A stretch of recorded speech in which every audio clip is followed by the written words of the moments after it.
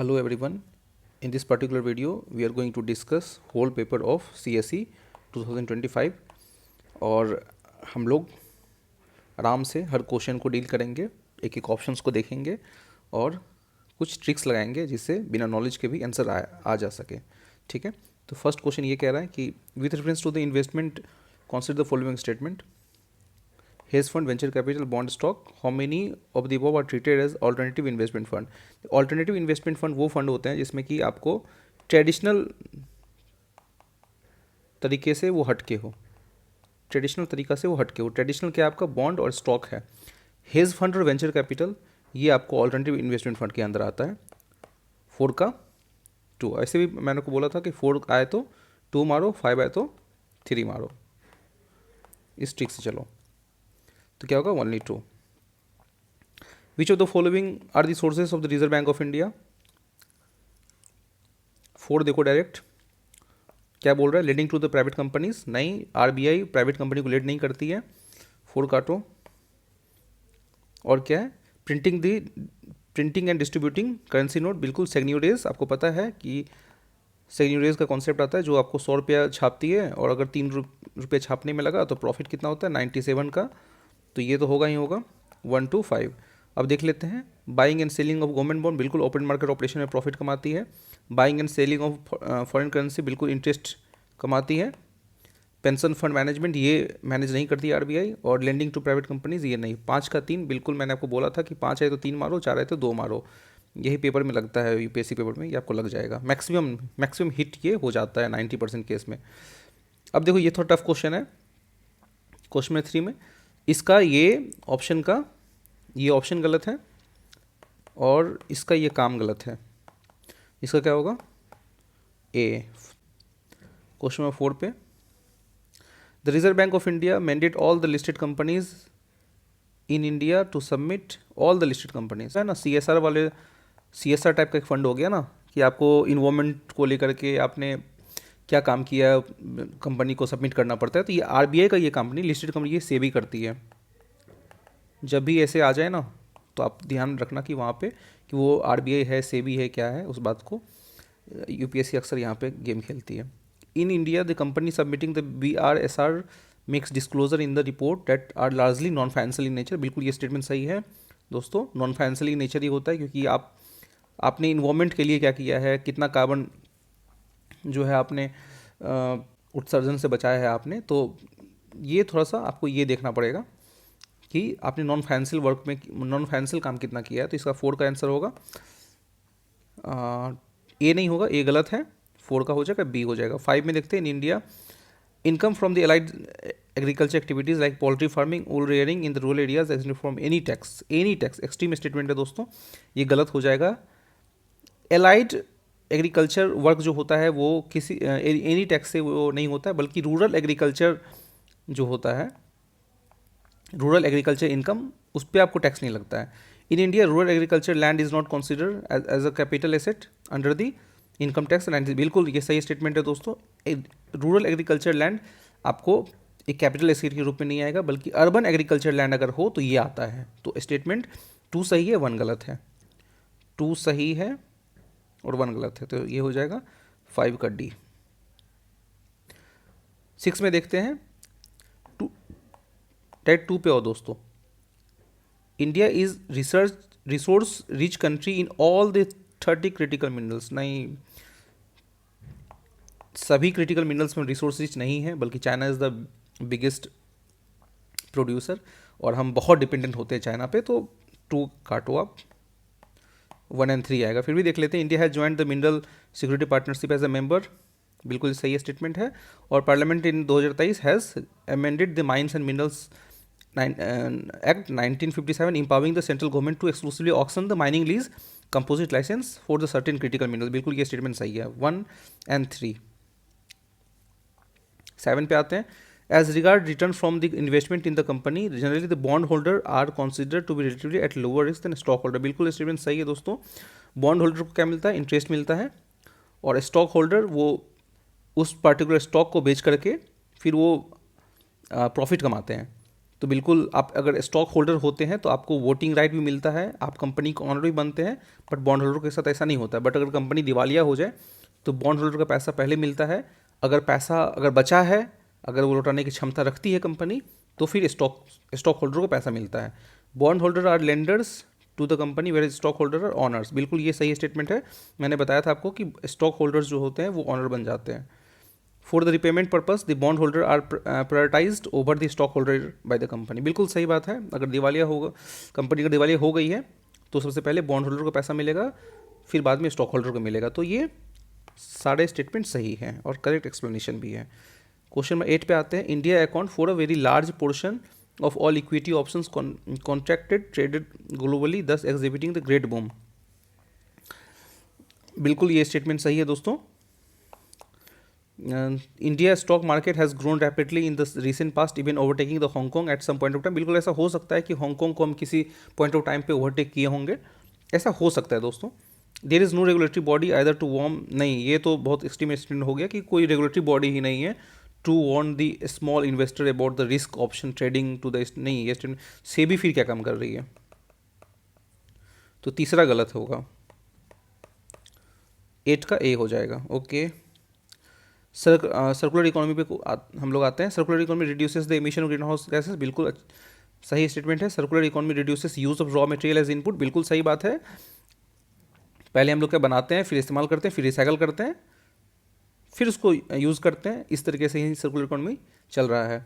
Circular economy reduces wastage in the production process. बिल्कुल सही बात है, वेस्टेज ही तो कम कर रहा है, तो इसका क्या होगा, 9 का ए हो जाएगा। ओके, 10 पे आते हैं। कैपिटल रिसिप्ट क्रिएट लाइबिलिटी और reduces a reduction in the asset of the government. बिल्कुल सही स्टेटमेंट दोस्तों। कैपिटल रिसिप्ट का काम ही है कि वो लाइबिलिटी को क्रिएट करता है और रिडक्शन एसेट को कम कर। जैसे मान लो कि आप ना कैसे लाइबिलिटी को कैसे वो क्रिएट कर रहा है, जैसे कि आप लोन लेते हो, सरकार बोरो कर लेती है पैसा, बोरो कर ली पैसा तो वो लाइबिलिटी क्रिएट हो गया। और अगर सरकार जो है वो मान लो कि डिसइन्वेस्टमेंट कर दी है,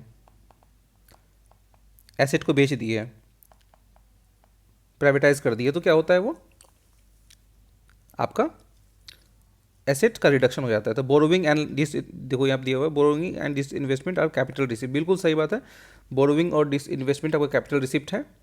कैपिटल रिसिप्ट में क्या होता है कि आप लाइबिलिटी क्रिएट करते हो और आपका एसेट रिड्यूस करते हो, लेकिन कैपिटल एक्सपेंडिचर में क्या होता है कि आप लाइबिलिटी को रिड्यूस करते हो बट एसेट को आप क्रिएट करते हो। ठीक है, थर्ड में आते हैं। Interest received on the loans create a liability on the, नहीं इंटरेस्ट रिसीव हमारा प्रॉफिट होता है दोस्तों, तो ये स्टेटमेंट गलत हो गया। क्या काट दो, 3 काटो, 3 काटो, 10 का ए होगा। Consider the following statement about the Raja Ram Mohan Rai. He possessed the great love and respect for the traditional philosophical system of this. बिल्कुल ये स्टेटमेंट सही है। और he desired his countrymen to accept the rational and scientific approach. बिल्कुल ये statement सही लग रहा है। And principle of human dignity, social equality और ऑल मैन में, बिल्कुल ये दोनों स्टेटमेंट सही है। राजा राम मोहन राय के बारे में थोड़ा देख लेते हैं। इन्होंने 1817 में 1817 में डेविड हेयर के साथ हिंदू कॉलेज का इस्टेब्लिशमेंट किया था। 1825 में इन्होंने वेदांत कॉलेज बनाया था। 1828 में इन्होंने ब्रह्मो समाज बनाया था। 1815 में इन्होंने आत्मसभा बनाया था। तो इस बात को ध्यान रखना है। और एक चीज़ और मैं बता देता हूँ, राजा राम मोहन के बारे में, इनकी मौत ब्रिस्टल में हुई थी, इनकी डेथ ब्रिस्टल में हुई थी ड्यू टू मेनिनगिटिस। MENINGITIS मेनिनगिटिस डिजीज़ था, डिजीज़ की वजह से इनकी डेथ ब्रिस्टल में हुई थी। ओके, तो इसका क्या होगा, 11 का C. Consider the following statement regarding, चलो NCM नॉन कोऑपरेशन प्रोग्राम के बारे में देख लेते हैं। Boycott of the law court and foreign cloth, बिल्कुल स्टेटमेंट सही है। Observance of strict non violence, बिल्कुल। रिटेंशन ऑफ टाइटल्स, नहीं रिटेंशन ऑफ टाइटल्स थोड़ी था, टाइटल्स को हम लोगों ने छोड़ दिया था ना, तो ये 3 गलत हो जाएगा। Establishment of panchayat for the settling dispute, हाँ panchayat for the settling dispute, ये स्टेटमेंट सही हो जाएगा दोस्तों। कि आप देख लो ना कि गांधी जी का article 40, organisation of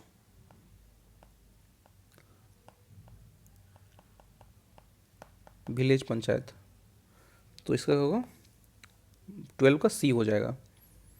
irrigation device अग्रघात, ये क्लास 8 का एनसीईआरटी है दोस्तों, उस पर दिया हुआ है ये। एक्चुअली ये क्या है ना कि एक तरीके का व्हील होता है जो अ, ऐसे पॉट लगे होते हैं और आपको पानी में ना, ये पानी में ये मूव करता है, और ये आप जैसे पानी है यहाँ तक, ये ऐसे नीचे मूव करेगा और ये पानी कैरी करके ऊपर लाएगा। तो ऐसा है 13 का B. Who among the following rulers in ancient India assume the title of Matta Vilasa, Vichitra and गुणाभद्रा। इस ये काफ़ी टफ सवाल है दोस्तों। 14 का ए है इसका आंसर। नरसिंह वर्मन कौन होते हैं? Narasimha Varman one is the son of Mahendra Varman one, and Simha Vishnu is the father of Mahendra Varman. Okay, तो 15 पे आते हैं। फाइयान आसान क्वेश्चन है। फाइयान किसके समय में आया था? चंद्रगुप्त टू के समय में आए थे। और हिमसेन किसके समय में आए थे? हर्षवर्धन के समय में आए थे। और स्कंदगुप्त, हुन्स का इन्वेजन स्कंदगुप्त के समय में हुआ था। ओके, तो इसमें एक चीज़ और है, भितराई पिलर इंस्क्रिप्शन आपने पढ़ा होगा, भितराई पिलर इंस्क्रिप्शन। और समुद्रगुप्त में क्या हुआ था? Allahabad pillar inscription, Allahabad pillar inscription था। और हरिसेन जो है इसके पोइट थे जिन्होंने इलाहाबाद पिलर इंस्क्रिप्शन पे लिखा था संस्कृत भाषा में। किसमें? संस्कृत लैंग्वेज में। इस बात को ध्यान रखना है। तो फाइयन इसका आंसर क्या होगा? चंद्रगुप्त टू। ओके, 16 पे आते हैं दोस्तों। Who among the following led the successful military campaign against the kingdom Sri Vijaya, powerful maritime state, Malay peninsula, Sumatra. ये कौन है? राजेंद्र चोला। इन्होंने ही ना बे ऑफ बंगाल को चोला लेक बनाया था। और जितने भी थे, मतलब आप सोच लो कि थाईलैंड हो गया, जावा सुमात्रा हो गया, इनका बहुत बोलबाला था राजेंद्र वन का। 17 पे आते हैं। असमक, कंबोज, अवंती, कौशल। ओके, इसका आंसर क्या होगा? 4 से 2 मार दो डायरेक्ट, और क्या, 4 से 2 कर दो दोस्तों। तो आप देख लेना। मैं बता देता हूँ कि कौशल, बिल्कुल ये स्टेटमेंट सही है। अवंती, अवंती महानदी नहीं दोस्तों, अवंती की राजधानी था उज्जैनी, ये नर्मदा नदी के बगल में थी। और कंबोज, विपासा, असमक, गोदावरी। असमक सही है, कंबोज गलत है। Okay, first Gandharva Mahavidyalaya, a music training school, was set up in 1901 by Vishnu Digambar Paluskar in Lahore. Lahore में इस्टेब्लिश होती है। बाद में 1839 में इनकी डेथ के बाद ये फिर दिल्ली में इस्टेब्लिश होता है। तो इसका क्या आंसर होगा? 18 का D. Ashoka inscription suggest that the Pradesika Rajuka Yukta were the important officer. बिल्कुल ये डिस्ट्रिक्ट लेवल ऑफिसर थे दोस्तों, इस बात को ध्यान रखना है। प्रेदिसिका राजुका युक्ता ये डिस्ट्रिक्ट लेवल ऑफिसर थे। 20 पे आते हैं। कौन सा following statement with respect to NCM, Congress declare this attainment of Swaraj by all the legitimate and peaceful means of its objective. बिल्कुल ये स्टेटमेंट सही है। नागपुर सेशन 1920, जिसमें वी राघवाचार्य इनके प्रेसिडेंट होते हैं, इन्होंने बोला था कि हमें लेजिटिमेट एंड पीसफुल मीन्स में हमें स्वराज चाहिए। It was implemented in the stages with civil disobedience and non payment of taxes for the next stages only Swaraj did not come with in the year. बिल्कुल सही बात है ये दोनों स्टेटमेंट सही है रिगार्डिंग द एनसीएम। और ये इसका क्या होगा? सी होगा। चलिए क्वेश्चन नंबर 21 से शुरू करते हैं दोस्तों। कंट्रीज दिए हुए हैं। How many of the above are the member of North Atlantic Treaty Organisation. तो इसमें क्या है दोस्तों कि Austria, Bulgaria, Croatia, Serbia, Sweden.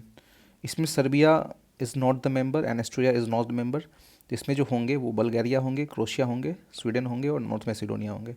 ठीक है, तो इसका आंसर होगा ओनली 4। तो नाटो के बारे में थोड़ा हम जान लेते हैं कि नाटो, आप जानते हैं इसका हेडक्वार्टर जो है ब्रुसेल्स में है। ये 1949 में इस्टेब्लिश हुई थी। और इसमें 32 अभी मेंबर कंट्रीज़ हैं, जिसमें स्वीडन इज़ द 32nd। तो this was the information about the NATO. Second question, countries दिए हुए हैं। And this mountain passes through how many of the above countries. And this mountain वो कितने देश से गुजरता है? तो आपको पता होगा एंडिस माउंटेन, आप ये अगर मैप देख लो ना, this is a map of south America. तो एंडिस माउंटेन जो इस साइड ऐसा है, ऐसे फैला हुआ है, ये एंडीज माउंटेन है। तो ये वेस्ट ऑफ द कॉन्टिनेंट है। तो इसमें आप कुछ ऑप्शंस को कट कर सकते हो, जैसे कि ब्राज़ील नहीं होगा क्योंकि ब्राज़ील इधर पड़ता है, पैराग्वे नहीं होगा, पैराग्वे इधर बीच में पड़ता है यहाँ पे। तो बचे 4 options.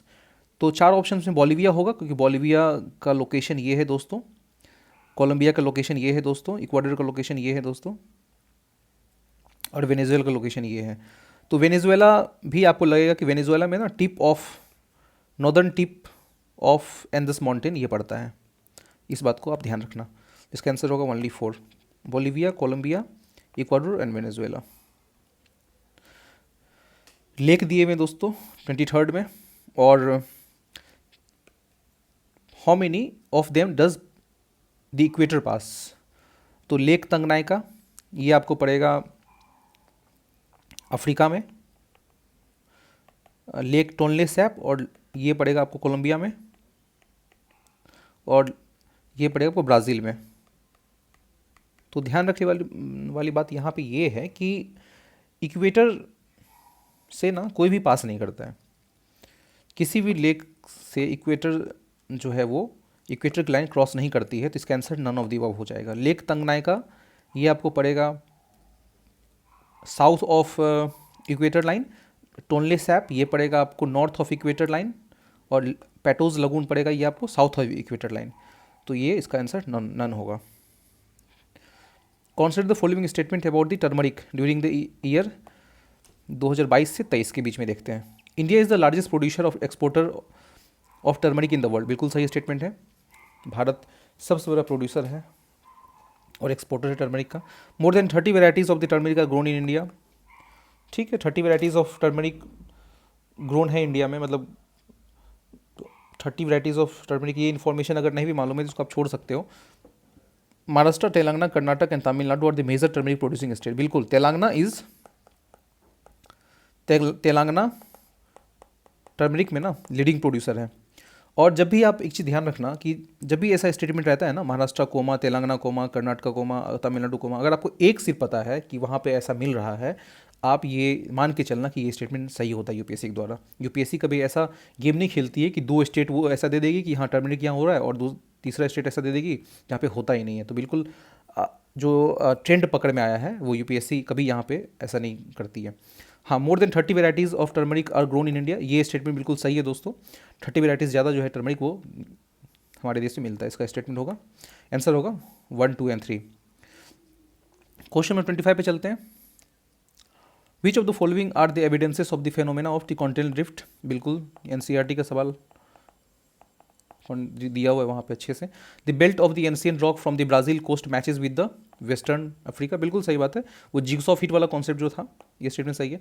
The gold deposit of Ghana are derived from the Brazil plateau when other 2 continent lay side by side, बिल्कुल सही बात है दोस्तों कि वो गोल्ड का जो एज है और सेम है, और दूसरी बात है कि उनका मटेरियल भी काफ़ी सेम है। Gondwana system are the sediment from the India is known to have its counterpart in 6 different land masses of the southern hemisphere। बिल्कुल सही बात है दोस्तों कि पेंजिया जब टूटा तो गोंडवाना और लॉरेशिया में कन्वर्ट होता है टूट करके, फिर आपको ऐसा दिखेगा कि ये जो है गोंडवाना में जो है वहाँ पे 6 डिफरेंट लैंड मासेस में उनका जो है आपको सेडिमेंट आपको वो दिखेगा। तो इसका स्टेटमेंट हो जाएगा C, 1, 2 एंड 3। क्वेश्चन 26 पे चलते हैं।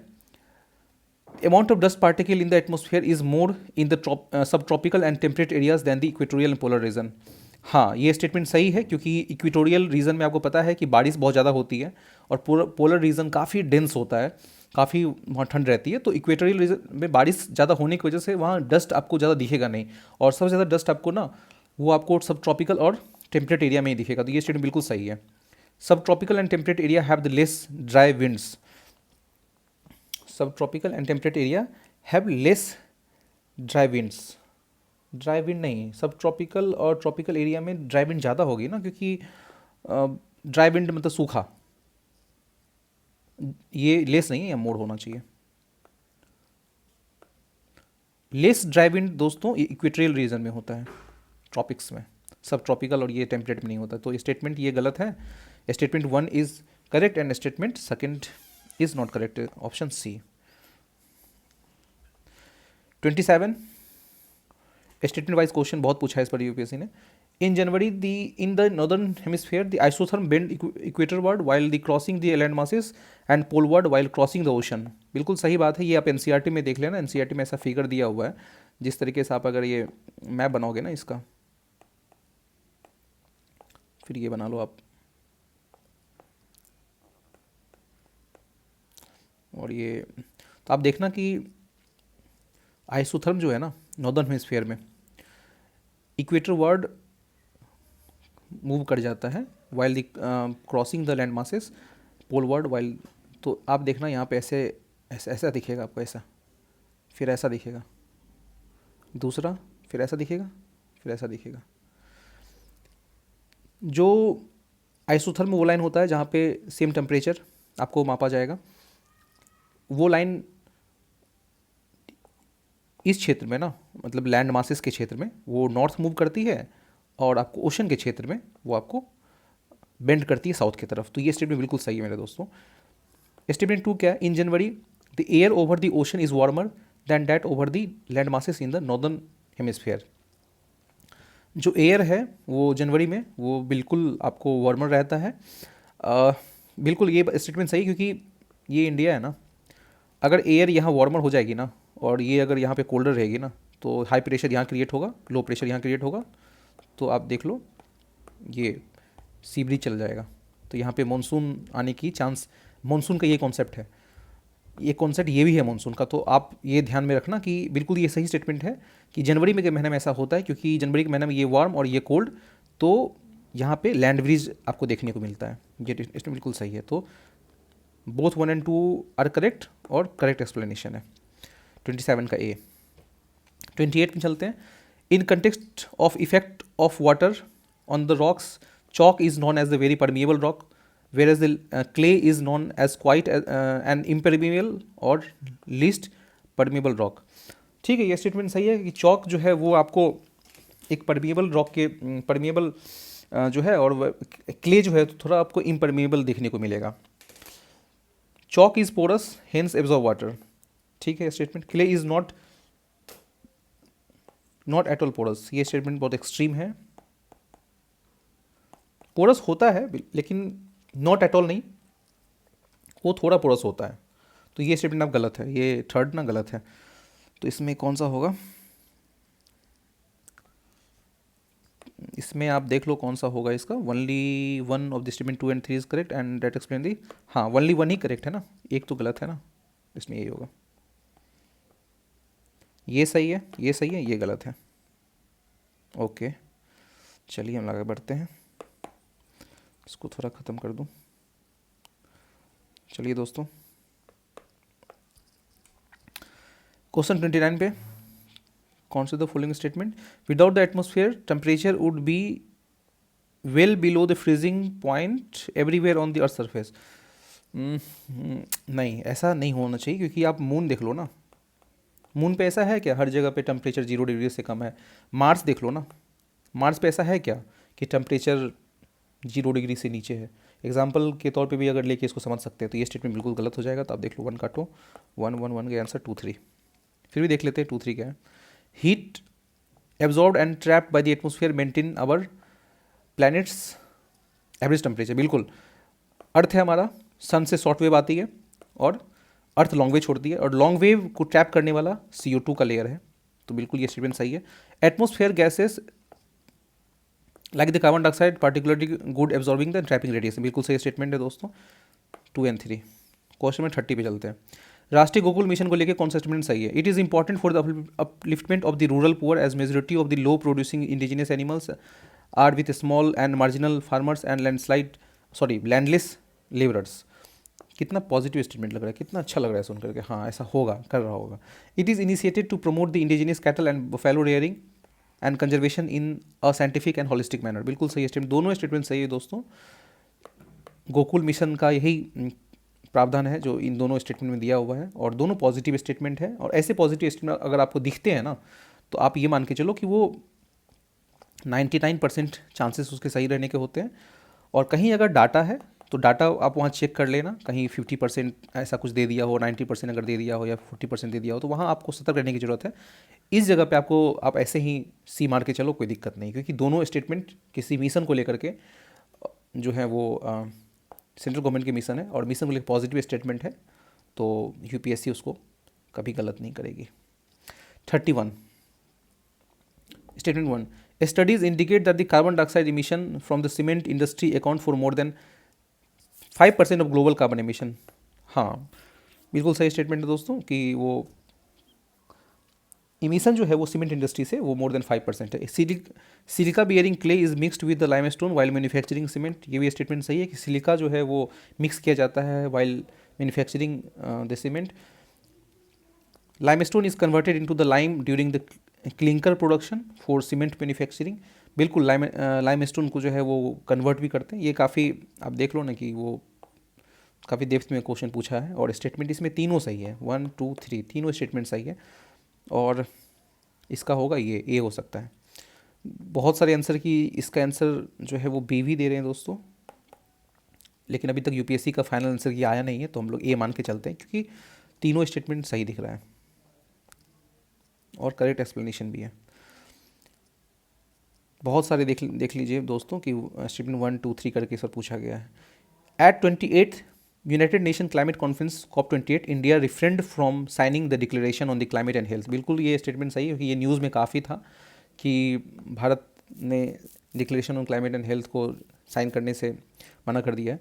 The COP28 declaration on the climate and health is binding declaration, if sign it become mandatory to decarbonise the health sector. Binding नहीं है दोस्तों, दिस इज नॉन बाइंडिंग। तो आप यहाँ पे थोड़ा सतर्क रहना कि बाइंडिंग नॉन बाइंडिंग में यूपीएससी बहुत खेलता है। If health sector is decarbonised the resilience of its health care system may be compromised. बिल्कुल दोस्तों कि अगर हेल्थ केयर को अगर आप डिकार्बनाइज कर दो ना तो फिर आप जो आपको रेजिलियंस है हेल्थ केयर को वो कॉम्प्रोमाइज़ करना पड़ेगा। बिल्कुल ये स्टेटमेंट सही है दोस्तों, क्योंकि हमारा हेल्थ सेक्टर ऐसे ही जर्जर स्थिति में है और उसको डिकार्बनाइज कर दिया जाए तो बहुत सारा रेजिलियंस जो है उसका डेफिनेटली कॉम्प्रोमाइज़ करना पड़ेगा। तो स्टेटमेंट 1 सही है, 2 गलत है, 3 सही है। तो इसका क्या आंसर होगा? 1 of the statement 2 and 3 is correct, that explain statement 1। तो इसका आंसर सी होगा। 33 पे चलते हैं। Statement 1, scientific study suggest that the shift is taking place in the earth rotation and axis. ठीक है statement. Solar flares associated coronal mass ejection bombarded the earth outer most atmosphere with tremendous amount of energy. ये भी statement बिल्कुल सही है। As the earth polar ice melts the water tend to move towards the equator. बिल्कुल अगर यहाँ से ice पिघले और यहाँ से आइस पिघले तो वाटर जो है मूव करती है इक्वेटर की तरफ, क्योंकि इक्वेटर का क्षेत्र ना वार्म होता है, तो वाटर मूव क्या करती है वार्म की तरफ, कोल्ड से वार्म की तरफ। तो ये स्टेटमेंट तो बिल्कुल सही है दोस्तों। सेकंड स्टेटमेंट भी सही है। सोलर फ्लेयर को लेकर के यूपीएससी ने 2022 में भी क्वेश्चन पूछा था और बिल्कुल ये स्टेटमेंट सही है कि कोरोनल मास इजेक्शन की वजह से वो अर्थ आउटर एटमॉस्फेयर में ट्रिमेंडस अमाउंट ऑफ एनर्जी आपको देखने को मिलेगा। लेकिन क्या ये इस बात का प्रूफ है कि ये जो है अर्थ की रोटेशन जो यहाँ पे लिखा हुआ है कि shift is taking in the earth rotation and axis, ये सोलर फ्लेयर इसको प्रूफ नहीं कर रहा है। तो this is not the correct explanation, but ये वाला करेक्ट एक्सप्लेनेशन है, 3 वाला करेक्ट एक्सप्लेनेशन है। इसका आंसर क्या होगा? Both statement 2 and 3 correct, but हाँ both statement 2 and 3 are correct, but only one of them explain the statement 1। तो इसका आंसर बी होगा। 34 article 6 of the Paris agreement on the climate change is frequently discussed in the global discussion on sustainable development and climate change. बिल्कुल सही statement है। Article 6 of Paris agreement on climate change set out the principle of carbon market. हाँ बिल्कुल ये सही statement दोस्तों। Carbon market को लेकर के जो है ये काफ़ी चर्चा में भी रहा है और इसमें यह है कि आर्टिकल 6 को लेकर ये भी कि it also encourage countries to cooperate via technology transfer, आप कह लो। फिर कैपेसिटी बिल्डिंग और पॉलिसी कोऑर्डिनेशन में भी ये आर्टिकल 6 ये बात करती है कि टेक्नोलॉजी ट्रांसफ़र में, कैपेसिटी बिल्डिंग में, पॉलिसी कोऑर्डिनेशन में जो है ये इंक्रेज करती है कंट्री को कॉपरेट करने के लिए। आर्टिकल 6 कह रहा है कि article 6 of the Paris agreement on the climate change intend to promote inter country non market strategy to reach their climate target. हाँ बिल्कुल, ये भी सही स्टेटमेंट दोस्तों कि पहला तो ये कार्बन मार्केट को, एक तो पहला स्टेटमेंट ये है कि मैं आपको बता दूँ इसको तोड़ करके कि आर्टिकल 6 ने एक फ्रेमवर्क को तैयार करता है for carbon market allowing countries to trade emissions, trade emission के लिए एक तैयार करता है। दूसरी बात ये आपको टेक्नोलॉजी ट्रांसफर मदद कर रहा है। तो ये दोनों स्टेटमेंट सही है और दोनों जो है वो बिल्कुल इसको करेक्ट एक्सप्लेनेशन कर रहा है। तो स्टेटमेंट क्या होगा इसका आंसर क्या होगा? ए, 34 का A. Okay, which of the following launch the nature solution finance hub for the Asia and Pacific. अगर नहीं पता है तो आप इसको स्किप कर सकते हैं, बिल्कुल स्किप कर देना चाहिए, क्योंकि आप देख लो कि जो भी ऑर्गेनाइजेशन यहाँ नाम दिया हुआ है ना, सब टॉप ऑर्गेनाइजेशन है, सब टॉप के टॉप ऑर्गेनाइजेशन। आप किसी को रिस्क लोगे तो यहाँ गलती होने का चांस ज़्यादा रहता है, क्योंकि आपका सही होने का चांस सिर्फ 25% है। तो इसका जो आंसर होगा वो होगा एशियन डेवलपमेंट बैंक। COP28 में इसकी चर्चा हुई थी और $2 बिलियन का इन्वेस्टमेंट अट्रैक्ट करने का सोची थी ये नेचर सॉल्यूशन फाइनेंस हब के थ्रू एशियन डेवलपमेंट बैंक ने। तो ये COP28 में इसकी बात हुई थी। अगर आपको याद है तो आप मार दो, नहीं तो कोई बात नहीं, स्किप कर दो। 36 है कि with reference to the direct air capture and emerging technology का सवाल जहाँ आ जाए ना, ध्यान रखना वहाँ पे ऑल स्टेटमेंट ट्रू होने के चांसेस रहते हैं कि इस टेक्नोलॉजी से क्या हो सकता है, उस टेक्नोलॉजी से क्या हो सकता है। तो इसे यूपीएससी बहुत सारा खेल खेलता रहता है। तो आप देख लो कि it can be used in a way of carbon sequestration, बिल्कुल हो सकता है, ठीक है, कार्बन सिक्वेस्ट्रेशन कर सकता है ये। It can B valuable approach for the plastic production in the food processing, ठीक है। अब ये प्रूफ करना, इसका अपोजिट प्रूफ करना बहुत डिफिकल्ट है कि इसका अपोजिट प्रूफ करना बहुत डिफिकल्ट है। जैसे कि it can be used as a way of carbon sequestration, it can not be used as a way of carbon sequestration, proof करो तो बहुत डिफिकल्ट है किसी टेक्नोलॉजी को लेकर के। तो ये स्टेटमेंट सही है, दूसरा भी सही है। इन एविएशन इट कैन दिया है ना दोस्तों, कैन पकड़ो ना, ये इस्तेमाल किया जा सकता है, हाँ किया जा सकता है। Source of carbon for combining with hydrogen to create the synthetic low carbon fuel, बिल्कुल ये कर सकते हैं। इसका अपोजिट आप प्रूफ कर सकते हो क्या? ये ऐसा नहीं कर सकता है। आप अपोजिट प्रूफ करो, बहुत डिफिकल्ट है किसी टेक्नोलॉजी के उसके अपोजिट प्रूफ करना कि ये काम नहीं कर सकता है। उसको थोड़ा रिनोवेट करके वो हम काम उससे करा सकते हैं। तो बिल्कुल दोस्तों इसका स्टेटमेंट 36 का सी हो जाएगा। Regarding the peacock tarantula consider the following statement. It is omnivorous crustacean, नहीं पता मुझे है या नहीं है। Its natural habitat in India is only limited to some forest areas, ये भी मुझे नहीं पता ये है कि नहीं है। चलो, in its natural habitat it is an arboreal species. Okay, अब देख लो दोस्तों कि स्टेटमेंट 2 और स्टेटमेंट 3 ना वो काफ़ी एक दूसरे से मिला हुआ है। कैसे? यहाँ कह रहा है कि it's natural habitat in India is only the limited to some forest area, forest area में ही इसका नेचुरल हैबिटेट है। दूसरा स्टेटमेंट ये कह रहा है कि in its natural habitat it is an arboreal species. Arboreal species मतलब वो स्पेसीज जो ट्रीज़ पे रहता है। तो नहीं, अब फॉरेस्ट में है तो ट्रीज़ पे रह सकता है। देख लो स्टेटमेंट 2 और स्टेटमेंट 3 काफ़ी मिल रहा है। तो 1 2 3 ऑप्शन में है नहीं, तो 2 3 इसका आंसर होगा। ऐसे ही आपको काटना है, लेकिन बहुत डिफिकल्ट है क्योंकि एग्जाम में ऐसा दिमाग चल जाए। फिर भी इसी चीज़ को प्रैक्टिस करना है कि इस तरीके से हमको ऑप्शंस को रिजेक्ट करना है। ऐसे ये पीकॉक तरंतुलन ये एक स्पाइडर है, मेरे ख्याल से स्पाइडर है। कौन सा following statement carbon dioxide emission in India are less than 0.5 ton. नहीं, हमारा जो पर कैपिटा कार्बन एमिशन है ना, मेरे ख्याल से वो है 2.5 मैट्रिक टन, और सबसे ज़्यादा जो है वो कतर का है, वर्ल्ड में सबसे ज़्यादा कतर का है। तो ये ध्यान रखना कि 37 है शायद कतर का, 37 वर्ल्ड में, और इंडिया का 2.5। हम लोग average carbon emission per capita carbon emission से भारत का कम है, इस बात को ध्यान रखना है। तो ये स्टेटमेंट गलत हो गया। In terms of CO2 emission from the fuel combustion India rank second in Asia Pacific, बिल्कुल चाइना के बाद जो है ना, चाइना के बाद भारत ही है, ये स्टेटमेंट सही है। Electricity and heat producer are the largest source of CO2 emission, बिल्कुल सही बात है, कोयला से आज भी हम इलेक्ट्रिसिटी प्रोड्यूस करते हैं। तो स्टेटमेंट 2 और 3 38 का C. Cassava, ginger, Malabar spinach, mint, papaya, tough question, skip कर दो दोस्तों, कुछ नहीं करना है, इसको स्किप कर दो। आप इसको रिसर्च कर लेना क्या है, मुझसे ये नहीं बनेगा, मैं स्किप कर रहा हूँ इसको। ऐसे मैं इसका आपको आंसर बता देता हूँ। इसका आंसर ओनली 3 है, इसका ओनली 3 आंसर है। चलो 40 पे आते हैं। With reference to the planet earth consider the following statement.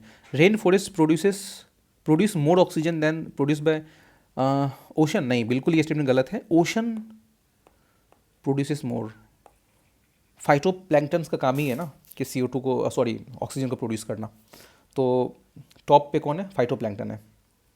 Marine phytoplankton and, हाँ देखो आगे, marine phytoplankton and photosynthetic bacteria produce about 50% of world oxygen. ये बिल्कुल स्टेटमेंट सही है दोस्तों, बिल्कुल सही स्टेटमेंट है कि रेन फॉरेस्ट जो है वो does not produce more oxygen than ocean. Okay, तो मैरीन फाइटोप्लैंक्टन क्या है ना, मैरीन फाइटोप्लैंक्टन और फोटोसिंथेटिक बैक्टीरिया ये बहुत significant amount of oxygen produce करता है ग्लोबल लेवल पे। तो ये स्टेटमेंट गलत हो गया, ये स्टेटमेंट सही है। Well oxygenated surface water contain several fold higher oxygen than that in the atmospheric air.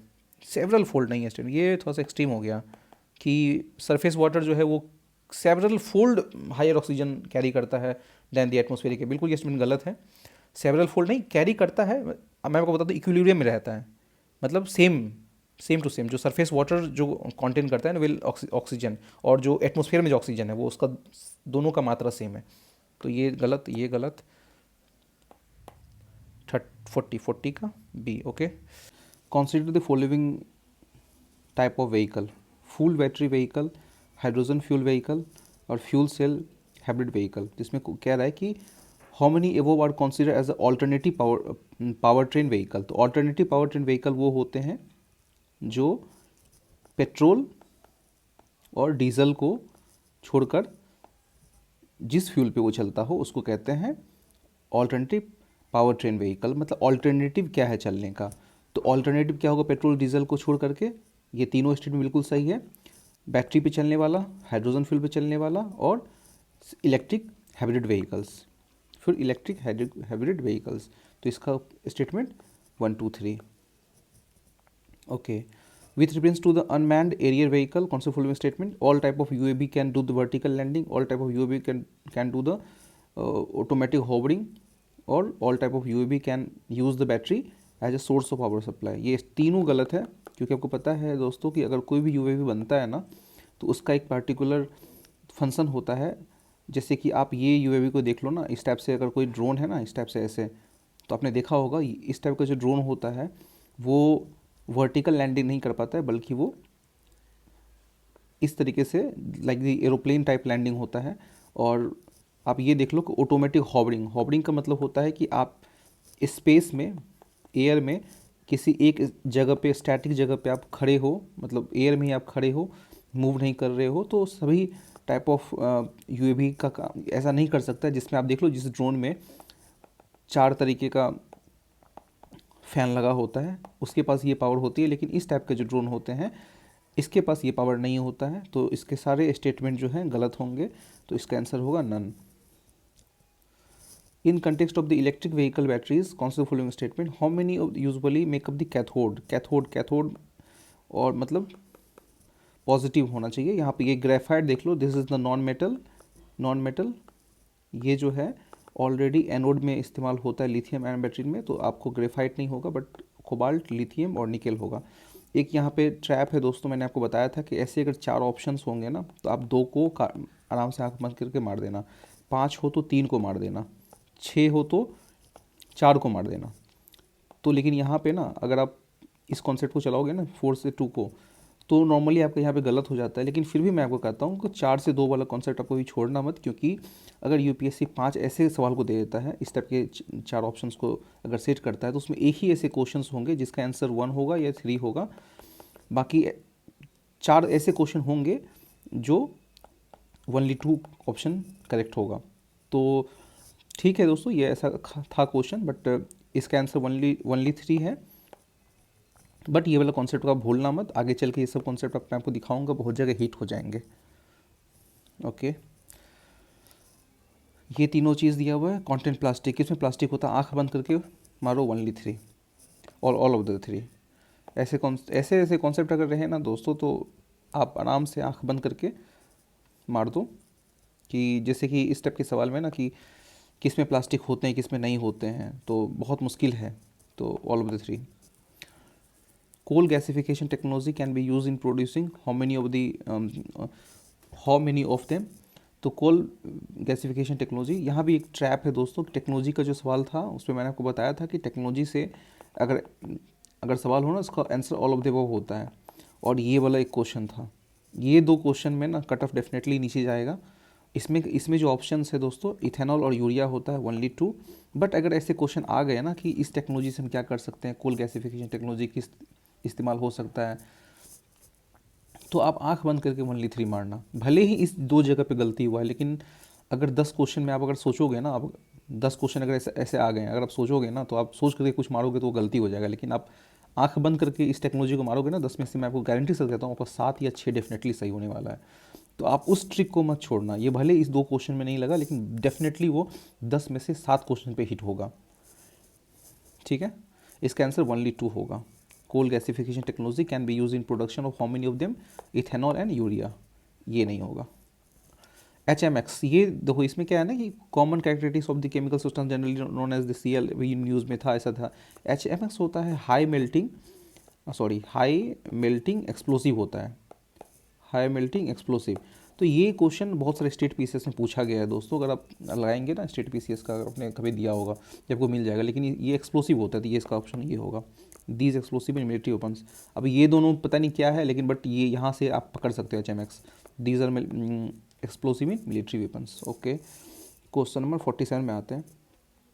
It is expected that the measurement of one chip will enable the quantum computing. ठीक है, enable ये word इस्तेमाल किया। Measurement of one chip has been introduce by Amazon web services. Okay, ये fact based आ गया दोस्तों, fact based आ गया कि हाँ ये अमेजन ने किया है, या फिर माइक्रोसॉफ्ट किया है, या फिर एनवीडिया किया है। Deep learning is a subset of machine learning. ठीक है, ये स्टेटमेंट और ये स्टेटमेंट तो आपको सही लग रहा है, लेकिन बट यहाँ फैक्ट बेस्ड आ गया ना। फैक्ट जहाँ पे आ जाए UPSC अगर फैक्ट पूछ देता है, वहाँ पे आपको सतर्क रहना है। तो इसका जो आंसर होगा ना वो ऐसा होगा कि बिल्कुल ये गलत होगा। फैक्ट है तो हमको सतर्क रहना है। इसका आंसर होगा 1 and 3। 48, with reference to the monoclonal antibodies often mentioned in the news concept following statement, they are man-made protein। ये man-made protein होता है। they stimulate immunological function due to their ability to bind to specific antigen। okay, they are used in treating viral infection like the Nipah virus। ठीक है, ये तीनों positive statement लग रहा है, और ऐसा लग रहा है कि ये किसी, आप देखो कि स्टिमुलेट इम्यूनोलॉजिकल फंक्शन, ये लग रहा है कहीं से कॉपी किया हुआ है। आप देख सकते हो, ये लगता है कहीं से कॉपी किया हुआ है। तो ऐसे UPSC को आपको देखना ध्यान से पढ़ना पड़ेगा कि अगर आपको नॉलेज नहीं है फिर भी आपको ये ट्रिक अपनाना पड़ेगा कि हाँ ऐसा हो सकता है, ऐसा नहीं हो सकता है। तो इसका आंसर होगा 1, 2, 3। देखो कितना ये वाला ना, no virus can survive in the ocean, no virus can infect bacteria, no virus can change the cellular transcription activity in the host cell. अब एक चीज़ बताओ कि no virus can survive in the ocean and the water. आप इसका इस चीज़ को proof कर सकते हो क्या? आप प्रूफ कर सकते हो क्या कि एक भी कोई वायरस ही नहीं है जो ओशन में सर्वाइव नहीं कर सकता? आप इसको प्रूफ कर सकते हो क्या? कोई वायरस बैक्टीरिया को इन्फेक्ट नहीं कर सकता? ये बहुत डिफिकल्ट है प्रूव करना। इसका आंसर होगा नन। 50 पे आते हैं। Activated carbon is a good and an attractive tool to remove the pollutant and effluent stream and to remediate the contaminant from the various industries।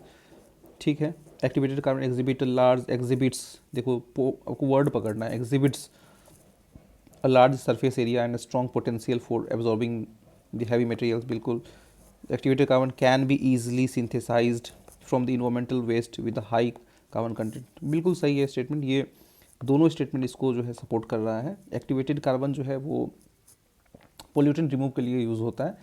तो आप देख लो ये दोनों जो है strong potential for absorbing the heavy material. ठीक है, और ये दोनों स्टेटमेंट काफ़ी पॉजिटिव लग रहा है, और ऐसा लग रहा है ये कहीं ना कहीं normal statement, this is not the extreme one, this is not the fact based. तो ये हो सकता है कि हाँ ये सपोर्ट कर सकता है। तो इसका स्टेटमेंट क्या होगा? 50 का A. Okay. With reference to the Indian polity concept an ordinance can be amend by the central act, हाँ अमेंड कर किया सकता है। An ordinance can abridge the fundamental right, नहीं ऑर्डिनेंस फंडामेंटल राइट को एब्रीज नहीं कर सकता है। हाँ आप यहाँ पे ये कह सकते हो कि जब इमरजेंसी के दौरान ना, हाँ इमरजेंसी के दौरान वहाँ पे कुछ समय के लिए सस्पेंड होता है, बट आप एब्रीज नहीं कर सकते हो। टेम्पोरली प्रोविज़न है बट कोई परमानेंट नहीं है कि वो आप एब्रीज कर दोगे फंडामेंटल राइट को, नहीं ये गलत हो जाएगा। And ordinance can come into effect of the back date, बिल्कुल बैक डेट से वो इफेक्ट में आ सकता है। इसका आंसर होगा 1 और 3। 52 Arunachal Pradesh, Nagaland, Tripura. The capital is named after the fort and the state has 2 national park, हाँ 2 नेशनल पार्क है यहाँ पे, एक नामदफा है एक मॉलिंग है, तो ये सही है। Nagaland, the state came into existence on the basis of constitution amendment act, बिल्कुल 1956, सॉरी 1962 है ना, हाँ 1962, 13th कॉन्स्टिट्यूशन अमेंडमेंट एक्ट, ये भी सही है। और त्रिपुरा पार्ट सी स्टेट था, बाद में इसको आगे, ये तीनों स्टेटमेंट सही है। With reference to the Indian council council for state में इंटरनेशनल काउंसिल एनएससी या जनरल काउंसिल, क्या है ये? How many of the above were state as per provision of constitution of India, ठीक है, तो प्रोविजन कॉन्स्टिट्यूशन इंडिया से कैसे? इंटरनेशनल काउंसिल आर्टिकल 263, ये बिल्कुल नहीं, ये बिल्कुल नहीं होगा। जनरल काउंसिल ये तो 1956 के स्टेट रीऑर्गेनाइजेशन एक्ट से बना था, तो इसका आंसर क्या होगा? आंसर होगा only 1। 54 Constitution of India explicitly mentioned that certain sphere of governor of the state act in his or her discretion, हाँ ठीक है, वो कुछ गवर्नर अपने कुछ डिस्क्रिप्शन में काम कर सकता है, बिल्कुल। कैसे इस तरीके से, जब एग्जांपल मैं आपको दे देता हूँ कि जब कोई भी पार्टी अगर फुल मेजोरिटी नहीं ला पाती है, तो वहाँ पे गवर्नर का डिस्कशन चलता है कि वो किसको जो है सीट देगी, मतलब किसको सीएम बनाएगा, सीएम का सीट किसको देने वाला है, किस पार्टी को मिलेगा, तो वहाँ पे ये वाला कॉन्सेप्ट आपको चलेगा। प्रेसिडेंट ऑफ इंडिया अपनी डिस्कशन से रिजर्व कर सकता है क्या? गवर्नमेंट ये स्टेट लेजिस्लेचर का बिल नहीं, प्रेसिडेंट ऑफ इंडिया तभी रिजर्व कर सकता है जब गवर्नर उसको सेंड करेगा, तो ये गलत हो गया। 54 का 1। 55 question, separation of the judiciary from executive DPSP, बिल्कुल आर्टिकल 50।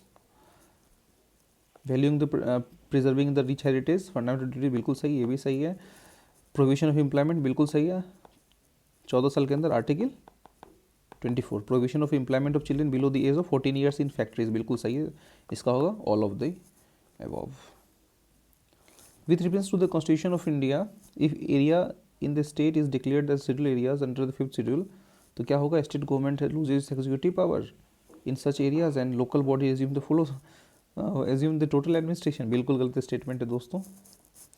स्टेट गवर्नमेंट अपनी पावर को खो देगा और लोकल एडमिनिस्ट्रेशन को पूरा पावर हो जाएगा, बिल्कुल गलत स्टेटमेंट है। Union government can take the total administration of such areas under circumstances और रिकमेंडेशन ऑफ गवर्नमेंट, बिल्कुल ये स्टेटमेंट सही है, तो इसका ऑप्शन होगा 2। 56 का 2।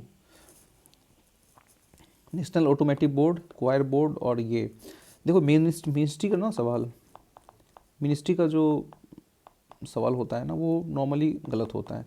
अगर आपको ऐसा आ जाए ना कि ये वाला चीज़ इस मिनिस्ट्री के अंदर है, यूपीएससी कितना आसान है मिनिस्ट्री को चेंज करना, बहुत आसान होता है मिनिस्ट्री को चेंज करना, किसी फैक्ट को बदल देना बहुत आसान होता था, वहाँ पे सतर्क रहना please.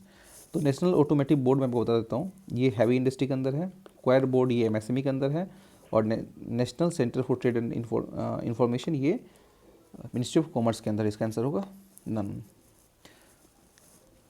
Consider the following subject under Constitution of India. Union list in 7th schedule, extent of executive power of a state, condition of the government office. Okay, तो क्या बोल रहा है? For the constitutional amendment with respect to which of the above ratification by the legislature or not less than half, का state मतलब ratification मांग रहा है अगर कोई भी अमेंडमेंट करना चाहे, बिल्कुल। कंडीशन ऑफ गवर्नमेंट ऑफिस क्यों होगा? दिस इज गवर्नमेंट ऑफिस का कंडीशन, ये governor is the condition of governor office ना, governor is the agent of central government, ठीक है। 3 को काटो ना आप, 3 कटा, 1 2। Okay. 59 the governor of a state is not answerable in any court for the excise of performance of his power and duties, बिल्कुल सही स्टेटमेंट है। No criminal proceeding shall be shall be instituted और continued against the governor during his और term of office, बिल्कुल सही। Criminal proceeding नहीं होता है, सिविल प्रोसीडिंग हो सकता है।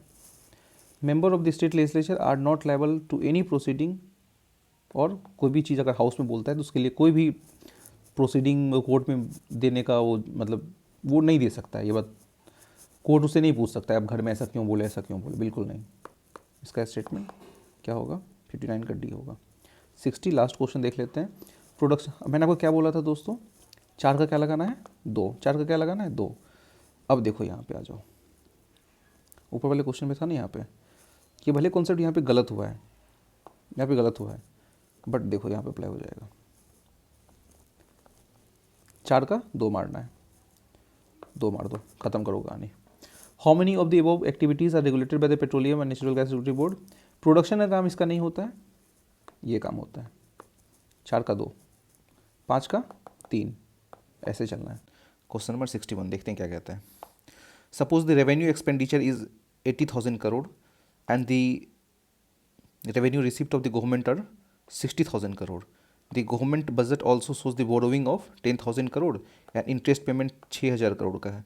Which of the following statement are correct? Revenue deficit, fiscal deficit, primary deficit। तो revenue deficit का फॉर्मूला पता है, revenue expenditure minus revenue receipt। तो कितना है, 80,000 करोड़ में से 60,000 करोड़ जाएगा तो कितना होगा 20,000 करोड़। तो ये स्टेटमेंट बिल्कुल सही है। फिस्कल डेफिसिट, तो आपको पता है दोस्तों फिस्कल डेफिसिट क्या होता है, fiscal deficit is equal to borrowing, direct borrowing of the government, तो 10,000 करोड़ ये हो जाएगा।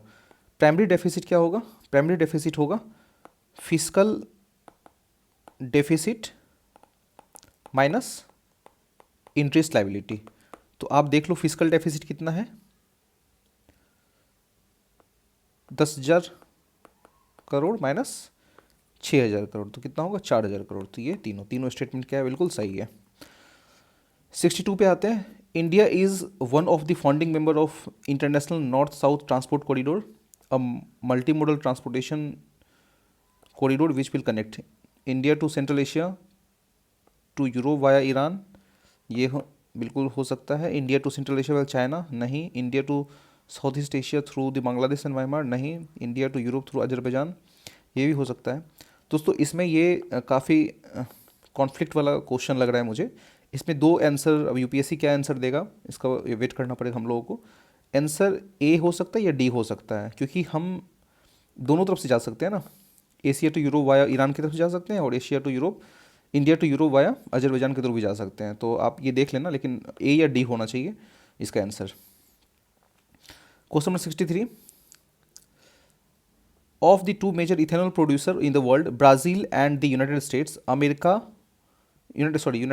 America, the former produces more ethanol, मतलब कि अमेरिका फॉर्मर मतलब Brazil produces more ethanol than America, ये क्वेश्चन ये कह रहा है।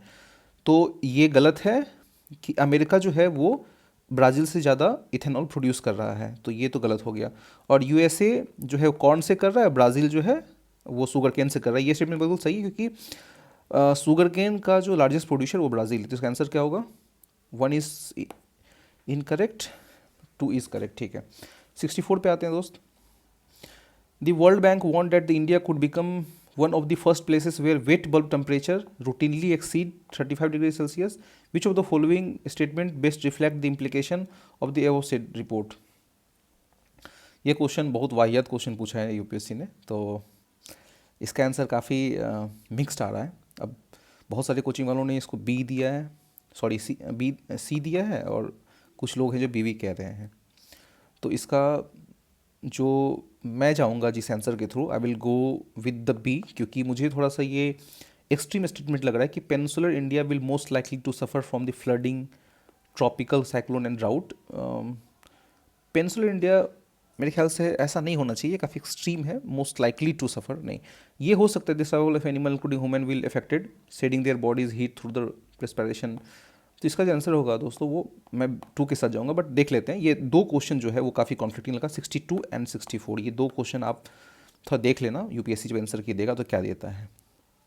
ऐसे ये बहुत वाहियात क्वेश्चन है, मतलब क्या ही बोला जाए। 65, the country's physical deficit stand at 50,000 crore, it is receiving 10,000 crore through the non डेप्ट creating capital receipt, the country's interest liability 1500 crore, तो इसमें प्राइमरी डेफिसिट मांग रहा है। तो प्राइमरी डेफिसिट आपको पता है, प्राइमरी डेफिसिट पता, इसको क्या होता है, physical deficit minus interest, interest payment. तो फिजिकल डेफिसिट कितना है 50,000 करोड़, इंटरेस्ट पेमेंट कितना है 1500, आंसर होगा 48,500 करोड़। तो इसका आंसर होगा 65 का ए। ओके 66 पे आते हैं। Which of the following statement with regard recommendation of 15th finance commission of India, कौन सा सही स्टेटमेंट है? तो आप ये स्टेटमेंट देखो डायरेक्ट, क्योंकि ये पता ही नहीं याद है कि नहीं, किसी को याद ही नहीं होगा कि 15th फाइनेंस कमीशन क्या हुआ था, बट यूपीएससी बस आपसे यही जानना चाह रहा था कि आपको ऑप्शन 2 पता है या नहीं। 45% of the net proceed of the union tax are to be said with, बिल्कुल गलत है, ये 41% था।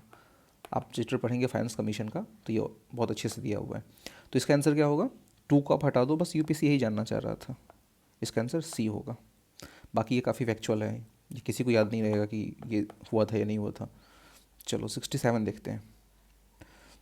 ऐसे मैं देख लेता हूँ ये क्या बोल रहा है ऐसे। It has recommended the grant of 4800 crore from the year इतना, फिर 45,000 crore are to be kept with performance based incentives. ठीक है, it reintroduce the tax effort criteria to reward the physical performance. ये तीनों बातें हुई थी, बट ये वाली बातें नहीं हुई थी। 67 पे चलते हैं। तो IBRD को लेकर के क्वेश्चन है। It provide loan and guarantee to the middle income countries, ये बिल्कुल स्टेटमेंट सही है। It work single handedly to help the developing, नहीं सिंगल हैंडली ये काम नहीं करता है, इसके साथ ग्रुप है ना, आपको पता होगा इसके साथ बहुत सारे ग्रुप है, क्योंकि वर्ल्ड बैंक ग्रुप चलता है। वर्ल्ड बैंक ग्रुप को लेकर के जो जैसे कि इसमें IDA है, इंटरनेशनल डेवलपमेंट एसोसिएशन है, इंटरनेशनल फाइनेंस कॉर्पोरेशन IFC है, मीगा है, ICSID है। तो ये स्टेटमेंट बिल्कुल गलत है। It establish to help the Europe to, बिल्कुल ये स्टेटमेंट सही है कि यूरोप में जो स्थिति खराब हुई थी ना, उसको सुधारने के लिए ही वर्ल्ड बैंक की स्थापना की गई थी। तो ये स्टेटमेंट बिल्कुल सही है। और ये स्थापना कब हुई थी, 1944 में हुई थी। इस बात को आप याद रखिएगा। ओके, तो इसका स्टेटमेंट क्या होगा, 2 गलत, 2 को काटो, सी 1 and 3। नेफ्ट और RTGS को लेकर ये स्टेटमेंट आ रहा है। RTGS the settlement time in instantaneous है, और नेफ्ट को लेकर के ये थोड़ा समय लगता है, मतलब कि थोड़ा समय लेता है। RTGS इंस्टेंट कर देता है, ये बिल्कुल सही स्टेटमेंट है। ऐसा होता है, नेफ्ट को 1 से 2 घंटे लग जाता है। ये स्टेटमेंट बिल्कुल सही है दोस्तों। In RTGS the customer is charge for inward transaction while that of not in case of NEFT, नहीं, दोनों के केस में कोई भी चार्ज नहीं लगता है दोस्तों। ये काफ़ी कॉन्सेप्चुअल सवाल पूछा है। Operating hours of RTGS are restricted on the certain days, नहीं, और नेफ्ट को लेकर के ऐसा नहीं है, नहीं, ये बिल्कुल गलत है। ऑपरेटिंग आवर्स किसी भी दिन, आप हॉलीडे हो चाहे कोई भी डे हो, वर्किंग डे हो, ये हमेशा ओपन ही रहता है। आप खुद देख लो ना कि आपका UPI जो है वो कभी बंद होता है क्या? ऐसा थोड़ी है कि हॉलीडे है तो UPI बंद है। तो आप खुद के IQ से भी इसको काट सकते हो, 3 काट दो। बाकी ये दोनों क्वेश्चन बचे, इस पर आप रिस्क ले लो, 50-50% पे आके रिस्क ले लो। इसका जो आंसर होगा ए होगा। RTGS और नेफ्ट को लेकर के जो चीज़ें हैं वो मैं थोड़ा आपको बता देता हूँ कि RTGS अगर मान लो सरकार को 500 करोड़ रुपये सेंड करना होगा ना, तो वो RTGS का ही इस्तेमाल करेगी। RTGS का मिनिमम लिमिट ना 2 लाख रुपया है, और अपर लिमिट कुछ भी नहीं है। लेकिन नेफ्ट जो है ना, NEFT नेफ्ट जो वो आपको स्मॉल एंड मीडियम पेमेंट करती है, और इसमें मिनिमम लिमिट नहीं है। RTGS में 2 लाख मिनिमम लिमिट है, लेकिन नेफ्ट में मिनिमम लिमिट नहीं है। तो इस बात को आप ध्यान रखना। इंस्टेंट सेटलमेंट कौन करता है, RTGS करता है। नेफ्ट में थोड़ा टाइम लगता है, और ये वर्किंग आवर हो चाहे हॉलीडे हो, ये हमेशा ओपन रहता है। और सरकार अगर ज़्यादा फंड को ट्रांसफ़र करती है तो RTGS इस्तेमाल करे, 500 करोड़ करना है, 1000 करोड़ करना है, तो RTGS इस्तेमाल करेगी। ठीक है दोस्तों, 16 में आते हैं। कौन से फॉलोइंग स्टेटमेंट, अभी इसमें ये कह रहा है कि कौन से देश ने UPI पेमेंट को मतलब कि वो एक्सेप्ट कर लिया है। तो मैं आपको एक ट्रिक बताया था कि 5 है ना, 5 है तो 5 से आपको 3 में जाना है। 5 है तो 3 कर दो, 4 है तो 2 कर दो। एक ट्रिक बताया था आपको, तो देख लो इसमें कौन कौन सी करती है। UAE तो एक्सेप्ट किया है, फ्रांस भी एक्सेप्ट किया है, जर्मनी ने एक्सेप्ट नहीं किया, बांग्लादेश एक्सेप्ट नहीं किया, सिंगापुर एक्सेप्ट किया है। तो क्या होगा, ओनली 3। UPI को लेकर मैं थोड़ा बताता हूँ आपको। UPI एक्चुअली 7 देश ने एक्सेप्ट किया है। टोटल 7 कंट्रीज़ ऐसे हैं जिसने UPI एक्सेप्ट किया है। तो वो कौन कौन से देश हैं, तो हमारे नाइबर कंट्रीज़, नाइबर में कौन कौन है, भूटान है वो, फिर नेपाल है, फिर श्रीलंका है। ठीक है, ये तो हमारे बहुत नाइबर हो गए। और थोड़ा सा और एक्सटेंडेड नाइबर देख लो आप, ये सिंगापुर ने भी एक्सेप्ट किया है यूएई ने भी एक्सेप्ट किया है और मॉरिशस ने भी एक्सेप्ट किया है, मॉरिशस, ठीक है। यूरोप में सिर्फ एक ही देश ये भी एक्सेप्ट किया है, वो फ्रांस। तो इसका आंसर क्या होगा? ओनली 3। ओके।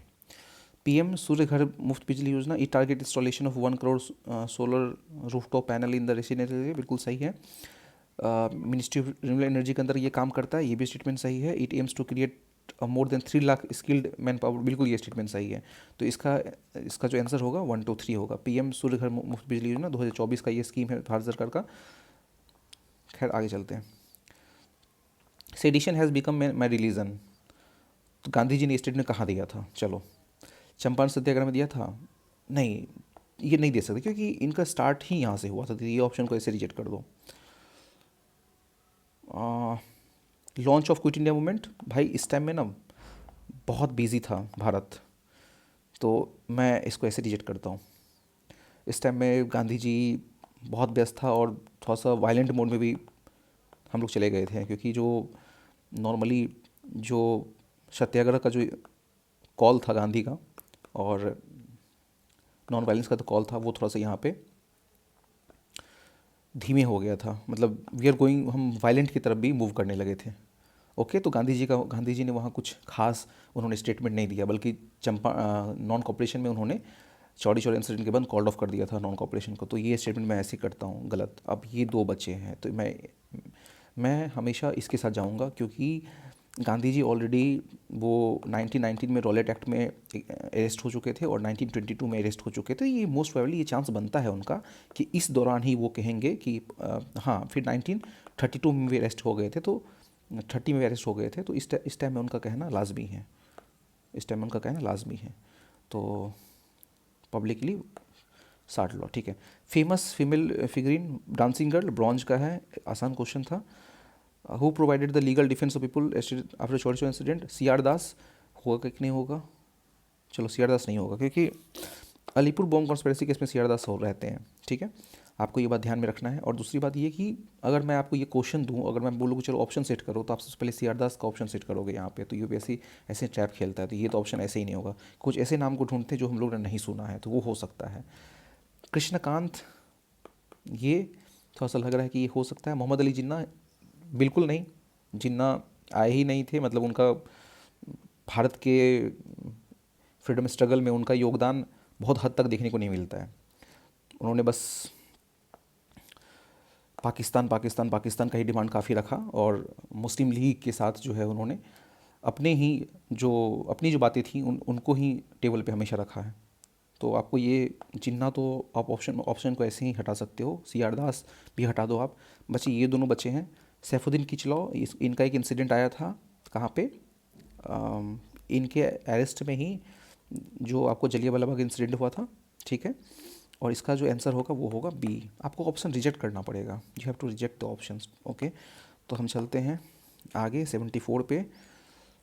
इसके बाद फिर देखते हैं क्या है।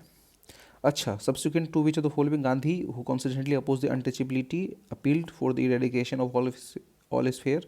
अच्छा, हरिजन को लेकर उन्होंने दिया था कि अनटचेबिलिटी ख़त्म करना है। ये कब दिया था? पूना पैक्ट में दिया था।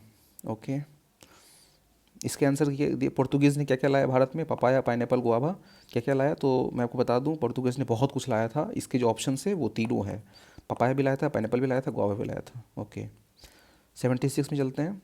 How many of the above countries है more than 4 time zone? Brazil को छोड़ दो, बाकी सबके पास 4 टाइम जोन है।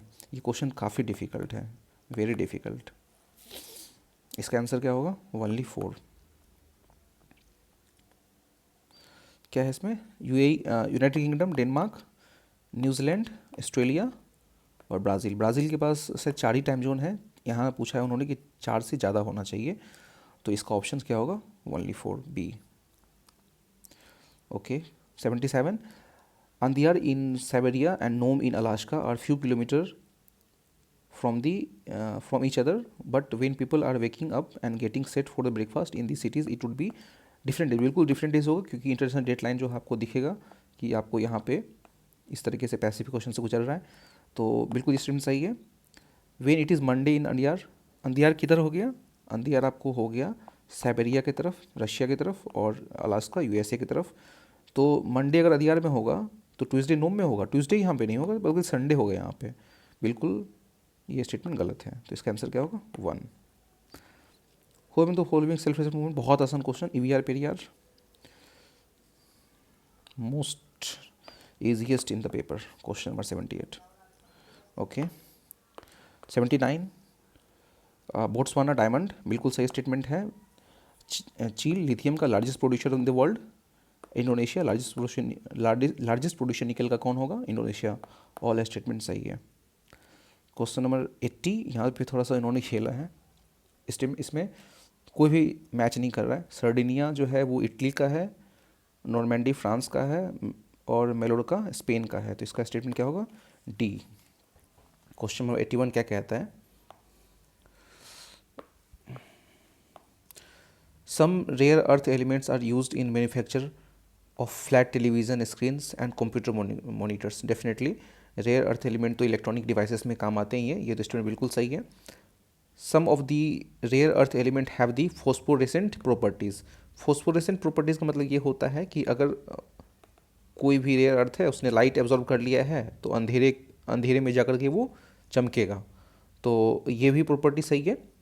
तो इसका आंसर क्या होगा, statement 1 and 2 are correct and 2 is the correct explanation. बिल्कुल रेयर अर्थ एलिमेंट तो बहुत रेयर ही, नाम ही है रेयर, तो definitely China is the largest producer भी है इसका। देख लेते हैं 82 क्वेश्चन क्या बोल रहा है कि Indian railway have prepared a national rail plan NRP to create the future ready railway system by 2028। Okay, fact आ गया दोस्तों, यहाँ पे सतर्क रहना है कि 2028 है या फिर 2025 है या फिर 2030 है कि 2035 है, ध्यान में इसको ध्यान से यहाँ देखना है। कवच is an automatic train protection system developed in the collaboration with Germany. नहीं, जर्मनी के साथ नहीं, कवच हमारा कंप्लीटली इंडिजिनस है दोस्तों, तो ये वाला ऑप्शन गलत हो जाएगा, 2 को काटते हैं। अच्छा, नॉट करेक्ट यहाँ पूछ रहा है। कवच system consist of RFID tag fitted on the track, बिल्कुल ये सही है स्टेटमेंट। तो 3 तो सही है, 3 को हटाओ, 1 एंड 2 होगा। एक्चुअली ये जो 2028 नहीं होगा, ये 2030 तक है। 83, Axiom 4 SpaDeX and Gaganyaan, how many of the space mission given above encourage and support the micro gravity research. Okay, तो इसमें दोस्तों तीनों हो जाएगा ना, कि कोई भी कह रहा है कि अब तीनों स्पेस मिशन है, कह रहा है कौन सा सपोर्ट करेगा, तो डेफिनेटली वो तीनों सपोर्ट कर सकता है, तो इसका क्या होगा, ऑल ऑफ द 3। क्वेश्चन 84, इसमें कह रहा है कि एयरक्राफ्ट टाइप है और डिस्क्रिप्शन दिया हुआ है उसका, तो देख लेते हैं दोस्तों। Dornier 228 maritime petrol aircraft, IL-76 supersonic combat aircraft, और C-17 globe master military.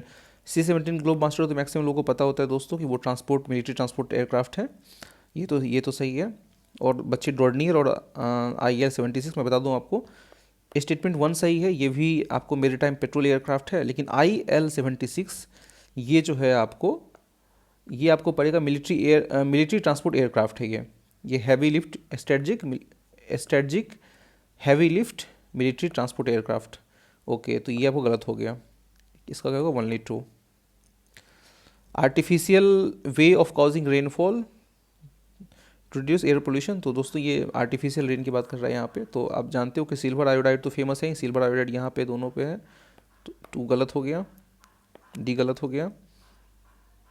And potassium iodide, potassium nitrate and potassium chloride, तो आयोडाइड 2 जगह पे लग रहा है दोस्तों, तो ज़्यादा चांस इसी दोनों का है। तो ये नाइट्रेट तो गलत, ये नाइट्रेट गलत, 2 जगह पे यहाँ पे आ रहा है ना, तो ट्रिक से अगर सोल्व करें तो इसका आंसर क्या होगा, सिल्वर आयोडाइड और पोटासियम आयोडाइड, ये क्या है, आर्टिफिशियल रेन कराने में हमको हेल्प करता है। 86, consider the following statement with regard to the pardoning power of the president of India. Okay, the exercise of this power by the president can be subjected to the limited judicial review, बिल्कुल सही बात है, आपको pardoning power judicial review के अंदर आता है। The president can exercise this power without the advice of the central government, नहीं, डिस्क्रिशनरी पावर नहीं है दोस्तों। सेंट्रल गवर्नमेंट मतलब सेंट्रल गवर्नमेंट कैबिनेट कह लो या फिर आप कह लो कि काउंसिल ऑफ मिनिस्टर, उनके एडवाइस पे ही पार्डनिंग पावर जो है वो इम्पोज होता है।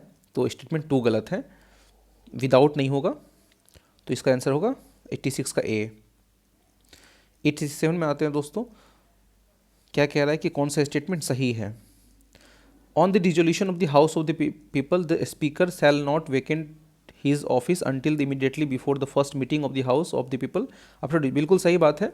डिजोल्यूशन के बाद भी 5 साल कंप्लीट होने के बाद भी जो है वो जब तक नए घर वापस नहीं आ जाता, नया लोकसभा नहीं बन जाता, और तब तक वो स्पीकर सेलेक्ट नहीं हो जाते, तब तक ये स्पीकर अपने कुर्सी पर रहेंगे। तो ये बिल्कुल सही स्टेटमेंट है। According to the provision of the constitution of India, member of the house of the people on being elected as speaker shall resign from his a political party. नहीं, ये कॉन्सेप्ट ब्रिटेन में चलता है दोस्तों, ये concept Britain में चलता है, इंडिया में ऐसा प्रावधान नहीं है। तो ये गलत हो गया, 2 गलत हो गया, 2 को काट दीजिए, इसका आंसर 1 और 3 हो जाएगा। फिर भी देख लेते हैं 3 क्या है। The speaker of the house of the people may be removed from his or office resolution of the house of the people passed by the majority of all the member of the house provided that no resolution shall be moved। बिल्कुल सही बात है, 14 days के अंदर आपको वो जो है 14 डेज़ का नोटिस देना पड़ता है। तो 1 और 3 इसका स्टेटमेंट सही है। 88, if any question arises as whether the, correct statement बोल रहा है, if any question arises as whether the member of the house of the people has become subject to the disqualification under 10th schedule the precedent decision in accord, नहीं precedent decision नहीं, आपको ना इसमें speaker का decision चाहिए होता है, तो ये स्टेटमेंट गलत हो गया। precedent decision accordance with the opinion of the consummation नहीं, स्पीकर होगा।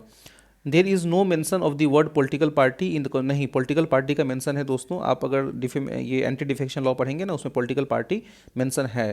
तो ये दोनों स्टेटमेंट गलत हो गया, इसका आंसर होगा neither 1 neither 2। In India, state government have no power for making rules for grant concession in respect to the extraction of minor minerals, even the such minerals are located in their, नहीं minor minerals को लेकर के जो power है ना वो state government के पास है। मेजर मिनरल्स को लेकर पावर भी सेंट्रल गवर्नमेंट के पास है।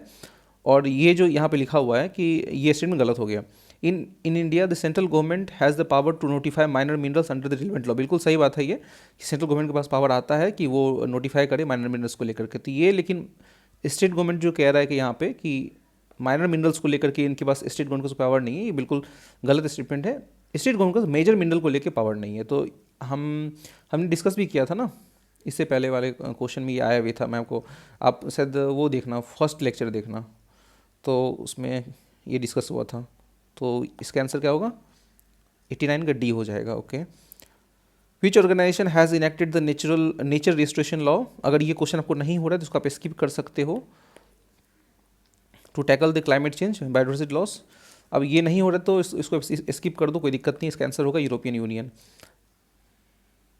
Nature restoration law to tackle climate change and biodiversity loss, ये इसका है यूरोपियन यूनियन। इनका नया प्रावधान है कि वो सी को और लैंड को रिस्टोर करना चाहते हैं ताकि उनका रिसोर्सेस वो ज़्यादा एक्सट्रैक्ट ना हो सके और वो बहुत लंबे समय तक अपनी रिसोर्सेज का इस्तेमाल कर सके।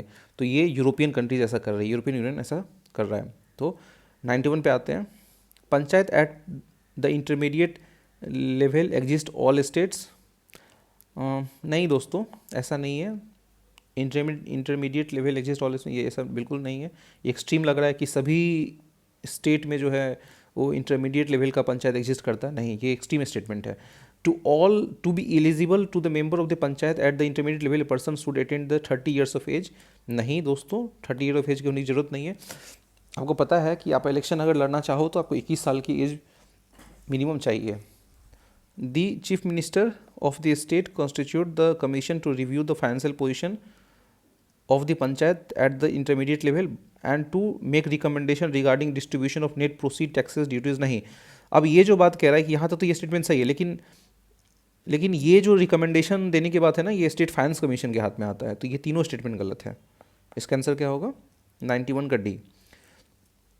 Consider the following statement regarding BIMSTEC को लेकर के पूछ रहा है दोस्तों। It is regional organisation consisting of 7 countries, 7 member states till January 2025। बिल्कुल स्टेटमेंट सही है। It came into existence with the signing of Dhaka declaration. नहीं दोस्तों, ये ढाका डिक्लेरेशन है, ये बैंकॉक डिक्लेरेशन के अंदर आया था। बैंकॉक डिक्लेरेशन 1997 के अंदर ये आया था। इन बांग्लादेश, इंडिया, श्रीलंका, थाईलैंड, नेपाल। नहीं, नेपाल नहीं था दोस्तों, नेपाल खुद 2004 में ज्वाइन हुआ है, तो नेपाल यहाँ नहीं होना चाहिए। ठीक है, ये भी स्टेटमेंट गलत हो गया।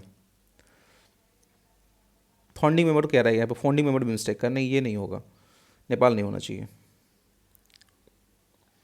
इन बिम्स्टेक ई सब sector of tourism is being led by India, नहीं, सब sector of tourism is not being led by India, so tourism is led by Nepal. तो इसका आंसर ये तीनों इसमें गलत हो गया, इसका क्या होगा 92 का डी। 93 पे आते हैं दोस्तों, who among the following are the member of jury to select the recipient of Gandhi peace prize. तो इसका जो आंसर होगा दोस्तों, अब ये काफ़ी टफ क्वेश्चन है, काफ़ी टफ क्वेश्चन, ये आप इसको स्किप कर सकते हो। ऐसे गांधी पीस प्राइज किसको मिला है, ये मुझे आइडिया था इसका। गांधी पीस प्राइज ये मिला है गोरखपुर प्रेस को मिला है, लेकिन सॉरी गोरखपुर प्रेस नहीं, गीता प्रेस, हाँ गीता प्रेस को मिला है। लेकिन ये इसका जो आंसर होगा ये मैं मेरे ख्याल से 2, 3, 4 होना चाहिए, प्रेसिडेंट ऑफ इंडिया नहीं है, इसका आंसर 2, 3, 4 ये होना चाहिए, 2, 3, 4। 94 पे आते हैं, GPS aided geo augmented navigation Gagan uses a system station, Gagan को लेकर के यहाँ स्टेटमेंट दिया हुआ है, कौन सा सही होगा देख लेते हैं। आप स्टेटमेंट 3 देखो direct, it will provide benefit only in the aviation but not in other mode of transportation, सिर्फ ये एविएशन में ही हेल्प करेगा, बाकी किसी में हेल्प नहीं करेगा, ऐसा बिल्कुल नहीं हो सकता, ये गलत स्टेटमेंट है, एक्सट्रीम लग रहा है, तो आप इसको काटिए, इसको काटिए। और बाकी देखिए दोस्तों मैं आपको बताता हूँ, देखिए ये 2 यहाँ भी है, ये 2 यहाँ भी है, ये 2 यहाँ भी है, तो 2 का सही होने का चांसेस ज़्यादा है, तो 50-50 अगर आप लोगे ना चांस, तो आप इसको मारना, क्योंकि 2 जो है वो आपको तीनों में 2 दिया हुआ है, चांसेस हैं ज़्यादा।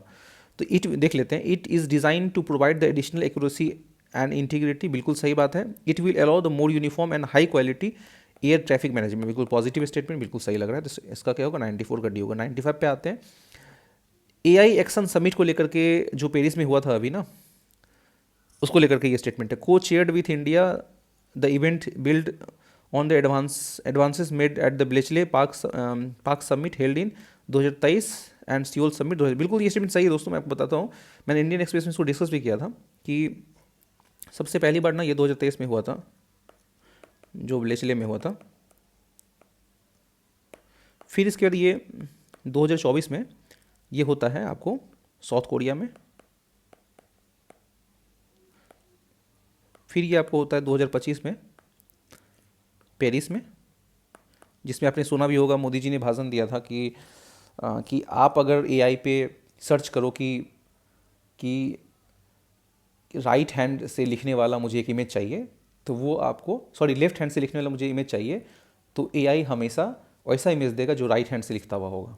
तो एआई लेफ्ट हैंड से लिखने वाला इमेज क्रिएट नहीं कर पाता है, तो ये काफ़ी फेमस हुआ था, मोदी जी ने पेरिस समिट जो हुआ था 2025 में यहाँ दिया था। अभी 2026 में हम लोग तो कर ही रहे हैं अभी ना, एआई इम्पैक्ट समिट है ना हम लोगों का, अभी 16 फेब से लेकर के 20 फेब तक जो हुआ है, तो ये कहाँ, न्यू दिल्ली,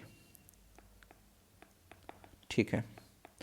तो ऐसा था, तो 2024 में साउथ कोरिया, 2025 में पेरिस, तो यहाँ देखिए क्या लिखा हुआ है, हाँ 2023 में ब्लेचले यूके, बिल्कुल ये सही है, पार्क समिट हेल्ड इन 2023 और सियोल समिट हेल्ड इन 2024, ये इसमें बिल्कुल सही है। Along with the other countries US and UK also sign the declaration inclusive AI, नहीं यूएस यूके ने साइन नहीं किया है, तो इसका स्टेटमेंट क्या होगा 95 का ए। थोड़ा सा ध्यान देना दोस्तों, यहाँ यूएस यूके है, कोई और देश भी कर सकता है, मतलब कितना ये फैक्चुअल हो जाता है ना, चेंज कोई भी इंसान कर सकता है। काफ़ी टफ सवाल लगा मुझे, ये काफ़ी टफ लगा मुझे, इसका स्टेटमेंट ऑल 4 है।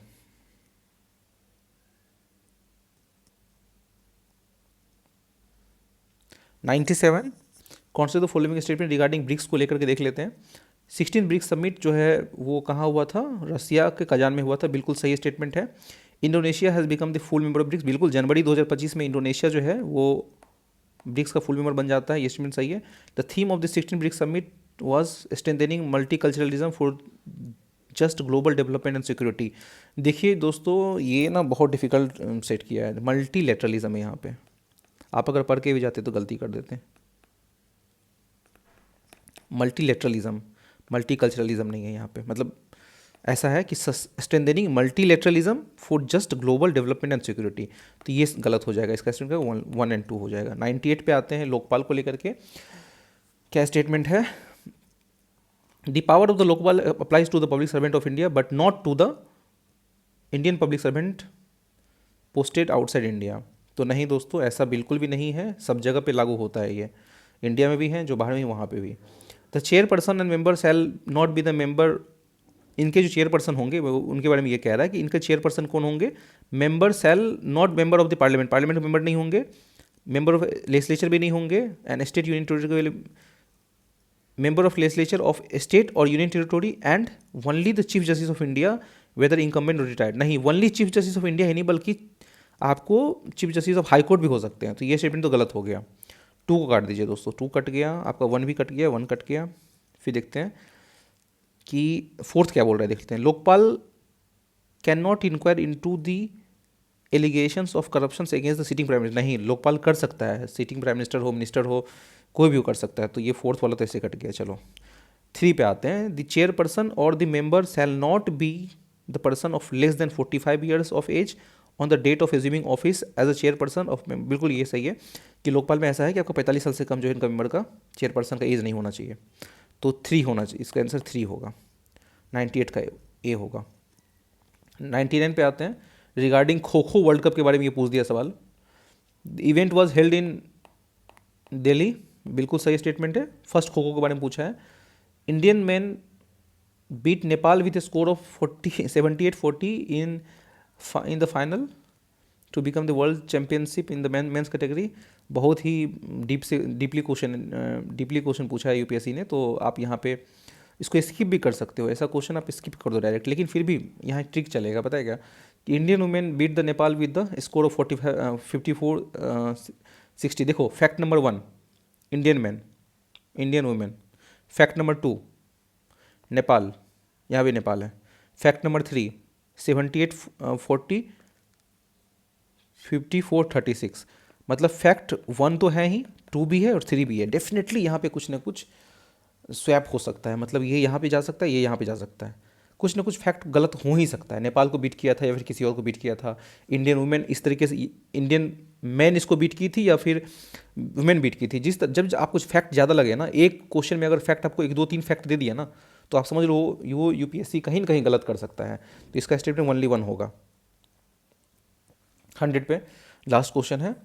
In the final of the 45th chess olympiad 2024 Gukesh Dommaraju, जिसको डी गोकेश भी कहते हैं हम लोग, became the world youngest winner after defeating the Russian player Ian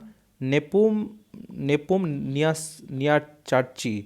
अब देखिए, ये पता नहीं इसको हराया था कि नहीं हराया था, लेकिन मुझे जितना आइडिया है, डी गुकेश ने, मैं स्पोर्ट्स काफ़ी देखता हूँ, तो डी गुकेश ने डिंग लेरेन को हराया था। डिंग लेरेन को हरा करके वो वर्ल्ड का, वो 17 ईयर्स के एज में यंगेस्ट ग्रैंड मास्टर वो बने थे।